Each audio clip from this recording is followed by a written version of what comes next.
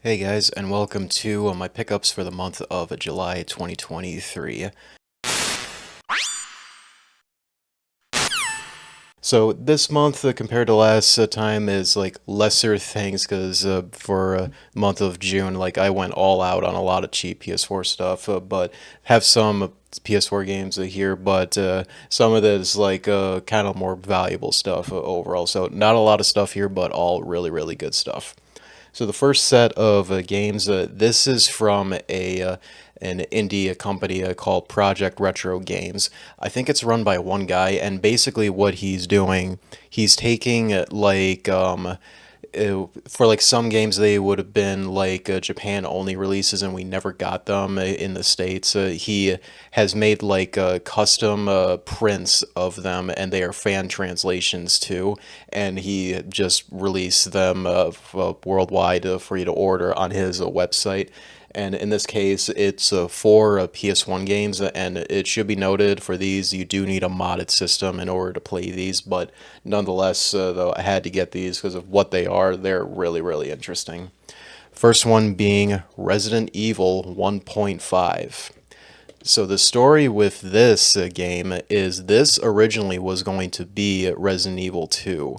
This was like the first build that Capcom made, and they were like 80 or 90% done with it back then.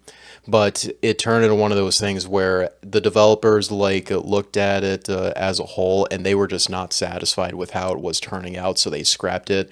Still kept some stuff for the final build of what we eventually got as Resident Evil 2. In this case, being the idea of you're in a police station. Leon Kennedy came from that. John Kendo was there. The Marvin Brano, the police officer you first come across, like he was there.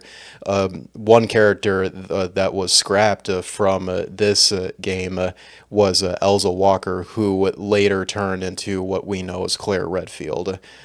So in this case, fans have managed to find the original build of Resident Evil 1.5 that we call it here, and fans basically like finished the game somewhat. And there's like builds of it out online that you can play on emulators, or in this case, Project Retro Games, they printed it on actual discs and released it as a long box PS1 game. No, I haven't played it yet, but I played like a little bit of it like years ago for like earlier versions of it. But hey, this is, I believe it is the latest build of it, and it's mostly complete now at this point. Next game, Tales of Fantasia. I believe this is the first Tales of game. We never got this in the States, and there have been like fan translations of it, and in this case, Project Retro Games, they just made a physical long box copy of it, and it's a really, really nice copy of it. He did make like limited editions of it as well as like console limited editions. Like he got like custom PS1 Slims, I think, and made them based around Tales of Fantasia. If you're at all interested in that. And then this next one, this is pretty special to me. This is Police Knots. Police Knots, it is a game made by Hideo Kojima, and I believe this came out after Metal Gear Solid on the PS1. It is a futuristic cyberpunk themed game, similar to like Snatcher, another game that he made. But this is like a buddy cop type of story, and it is a text-based adventure game, if I recall correctly. Haven't played it yet, but pretty soon I'm definitely going to be playing this though, because I love Kojima. His Metal Gear is my favorite series of all time, so like anything he makes, like I want to play. And the last thing from Project Retro Games is, see if I can pronounce it right, Aconcagua. This originally was a Japan exclusive survival horror game, similar to like older fixed camera angle Resident Evil games. In this case, you're playing as like these mountain hikers, from what it looks like, and you just gotta survive from like creatures eventually that attack you. Um, and from what I understand, it holds up really well as similar to like those older survival horror type games, so that's why that I got it. All right, got one Wii game this month, and this one I've been eyeing out for a very long time. Pandora's Tower. This was a very late release for the Wii. I believe this came out months before the Wii U launched back in 2012. Basically, you're playing as this one guy that he needs to save his sister, if I recall, and she is under like some type of curse where she has to literally eat the guts of the enemies that you're fighting in this game. Really gruesome in that regard, but the gameplay, it seems like it's a hack and slash game, and there's some like platforming elements to it as well. So yeah, definitely pick this up on the Wii. It's one of the best hidden gems on the system. It is a more valuable title for it, unfortunately, but not that expensive, truth be told. All right, one of two PS2 games I got. First one is Shin Megami Tensei Nocturne. This is the special edition that came with the base game as well as the CD soundtrack. I did get the HD remaster on the PS4 back in June, but I just didn't have the PS2 version of it, hence why that I got it. And plus, it was a special edition of it, like I said, that came with the bonus CD. Next one is Suikoden Tactics. This is the last Suikoden game I needed on the PS2, and now I just need to get a hopefully a working copy of a Suikoden 2. For this title, it's a turn-based RPG game, or like a grid-based RPG game, similar to Final Fantasy Tactics, from what I remember of seeing it. So yeah, quite cool to get that off the list. And one PS5 game I got was Soul Hackers 2. This is a SMT game, and this was like a sequel to the Soul Hackers 1. I think it was a Sega Saturn game originally. Of what I heard, this game is not that good of an SMT game, unfortunately, but for the price that I paid for it, though, like I was willing to go and pick it up. Okay. No, nothing but new PS4 games that I've gotten in for the rest of the month. First one being the Yakuza Remastered Collection. This is a remastered versions of Yakuza 3, 4, and 5, and these were previously released on the PS3. And now that, they've been remastered for like HD visuals on the PS4, and want to get all the Yakuza games on the PS4, and I did play a Judgment before this, and I loved that game so much, so can't wait to go back to the series that Judgment originated from. Next game is Yakuza 2 Kiwami. This is I guess you could call it a remaster of Yakuza 2 that originally came out on the PS2 back then. Same idea for the remaster collection, it's just like a remaster port of the PS2 game. Next game is Sekiro Wars. This game seems to be like a hack and slash game. And that's really all that I can say about it. I do remember seeing gameplay of it back then. I was pretty interested in it, hence why that I got it. Next game is a double pack of Bayonetta and Vanquish 10th Anniversary Bundle. So it's a bundle of a Bayonetta 1 and a Vanquish. Interesting that this came out, at the current state where Nintendo owns the IP of Bayonetta. I'm sure like they do, hence why that, Bayonetta 2 and Bayonetta 3, they have not been released on any other platforms other than Nintendo platforms. But in this case, both of these games are very, very good, made by Platinum Games, and they are usually a very well-known and quality game developer overall, hence why that I got it. And next game, this is an interesting release. It's Shining Resonance Refrain Dragon Nick Launch Edition. This is this edition. They released it in like this outer sleeve, and it has like a kind of like a chunky steel book to it, and inside of it is actually like a standard copy of the game with its spine that you can see there. From what I remember, I think this was a turn-based RPG, similar like older style Final Fantasy games. I could be wrong on that though, because I literally like just learned about this game recently, and it just interested me a lot. Hence why that I got it. Okay, next game. This was like an early, kind of like an. I think this came out in like the first year of the PS4's lifespan, and this game was out of print for the longest time, and recently got reprinted from VG Plus. It's Deception 4: The Nightmare Princess. This is like an updated version of a game of the same name, Deception 4: The Bloody Princess. I think that's what it was called on the PS3. And for this, it pretty much has like more content and is basically the best way that you can play this game. And since it got a reprint, and therefore like this prior, like this game was kind of valuable, and now like it's back to more fair price, thankfully.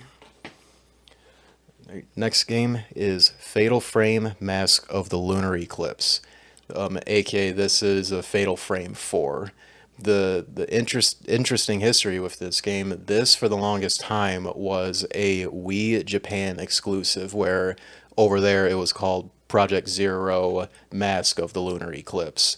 And that was the only way that game was available, was only in Japan until recently, like earlier this year, I believe the Koei Tecmo decided to localize the game and release it on modern platforms. Though for this physical version, I got this from a Play Asia. The the thing is, you see, like it has the PS5 upgrade tag there, but the thing is, you need to have some Asian PSN account in order to access the PS5 version with this physical copy. That's really annoying, and I don't feel like making another account because I want everything on one. But nonetheless, really cool to get, a physical version of it, because like Fatal Frame, it's a survival horror series that deserves more attention, truth be told, as well as the sequel that came out after that, which is Fatal Frame: Maiden of Blackwater. So this game originally was a Wii U exclusive. It came out like a year before Mask of the Lunar Eclipse, and it's just like a remastered, upgraded version of it, just like Lunar Eclipse. And same story with this. I got this from Play Asia, and it says it's got the PS5 upgrade version for free.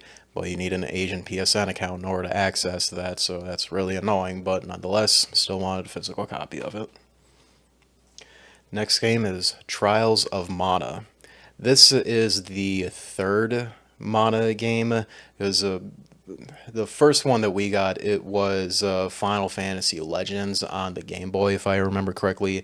Then came Secret of Mana on the Super Nintendo, and then came Trials of Mana only in Japan on the Super Famicom. So this was like the first time that we ever got it localized, but at the same time, it was essentially a remake of the game. Still has like the same characters, same type of gameplay, just completely remade for modern platforms. A very, very good game, like one of the better RPGs of the year that this came out in. So glad to go and get that. Next game is Devil May Cry HD Collection.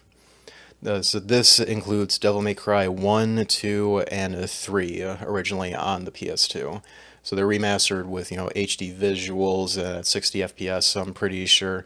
Though, one thing that I think is kind of distracting, the FMV cutscenes, those didn't get, a complete overhaul given the nature of how the PS2 worked for FMV, so those will look really strange with this release, but, in gameplay, it's all completely upgraded for current hardware. Next game is Mega Man 11. This was the newest Mega Man game we have gotten since then. We haven't gotten one since then, but nonetheless, this was such a cool release because it was such a long time that Capcom did anything with Mega Man.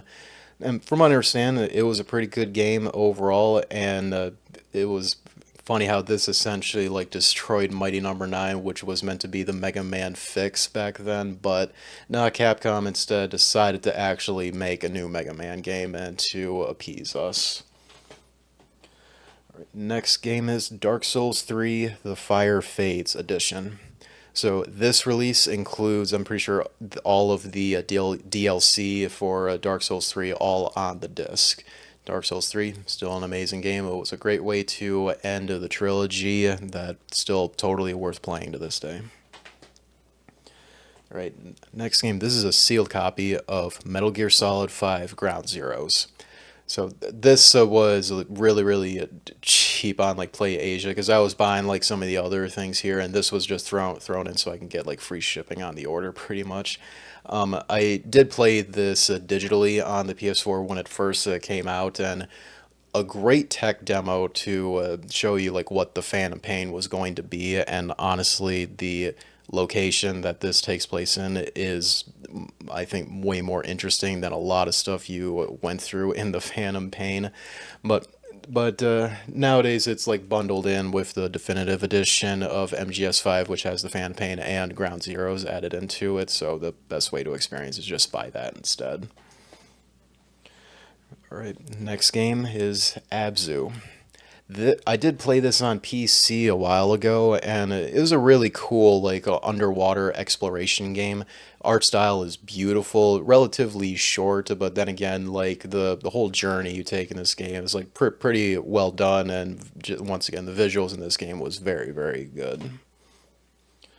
Right, next game, this was like $5 on Play Asia, if I remember. This is Super Stardust Ultra VR. The Stardust games, they typically these are like really early releases for PlayStation systems, and in this case for the PlayStation VR. And physically, this only came out in Europe because you can see the Peggy logo right there. And I really love those games. The developers that made them, I can't remember what they were called, but they're the same ones that later went on to make a Returnal, which to me is the best PS5 exclusive game. Now that's on PC, I know, but at the time, that was the to me the best PS5 exclusive game. But yeah, when I saw this, had to pick it up because really cheap and big fan of those developers. All right, last three games here. These are pretty big heavy hitters. First one is the Castlevania Anniversary Collection. I got this from my local game store, Retro Taku Games, and big fan of Castlevania. I've been on a binge for them lately, and just had to pick this up physically. And next game is Castlevania Requiem, Symphony of the Night, and Rondo of Blood. So this release includes those two games that I mentioned prior, Symphony of the Night and Rondo of Blood, and I recently finally played through these games for the first time ever. Rondo of Blood, my opinion, is the best of the older Castlevania games, and right next to that would be Super Castlevania 4. Just the way the art style is and the music and the way that the levels flow, I think, is the best that the older Castlevanias have ever done. And I've also played through Symphony of the Night the first time, and I will say the first half of the game, you can call it that, where the normal castle, great, all that was amazing. But then when you discover the inverted castle to go for the rest of the game, to me that was annoying to go through, especially when it's inverted. Like, of course, like the structure of the map's going to be complete whack, and some enemies in like some rooms was just annoying to deal with because of how cramped it was. But it was still more content, and like the rest of the boss fights were in there for like some notable ones that Castlevania would be really well known for. And yeah, really cool to get this release here. And though I still prefer Super Metroid over Symphony of the Night, but hey, it was great to finally get that game off the backlog. Right now, the last game here. Bought this. I pre-ordered this. I believe it was the holiday season of last year that this first showed up, and this came in during like early July, I believe it was when I got it, and if, for some reason this has become the most expensive PS4 game for like a standard release. One could argue that if you don't include like very limited releases of games on places like limited run and whatnot. But this game in question, the Final Fantasy 1 through 6 pixel remasters. So this game is, or this like compilation, this has been available on a mobile and a PC for a few years at this point. It has finally come to a PS4 and the Switch, and in a physical form. Though what's weird with this version, the physical PS4 version, It was only available on Square Enix's website, and they even said it was going to be a very limited print. I remember that when I got the email saying that this was going to be a thing, I was there like the first few minutes that they started sending out those emails. I went to the website. I kind of barfed at the price of it because I think it was like $75 to get this, and pre-order that and waited for it to come in, and here it is. If you want to buy this second hand now, because it was only available on Square Enix's site, you couldn't buy it anywhere else. You have to spend at least like $450 on it. That's the lowest I have seen it.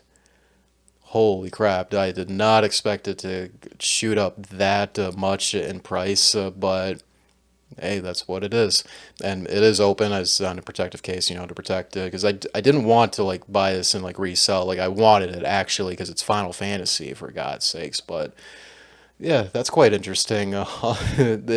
It's now like the most expensive PS4 game I have now, and you can get this physically on the Switch, and it's much cheaper and more readily available. Like it's still at its MSRP price that I'm sure you can still get it on PlayAsia's website right now.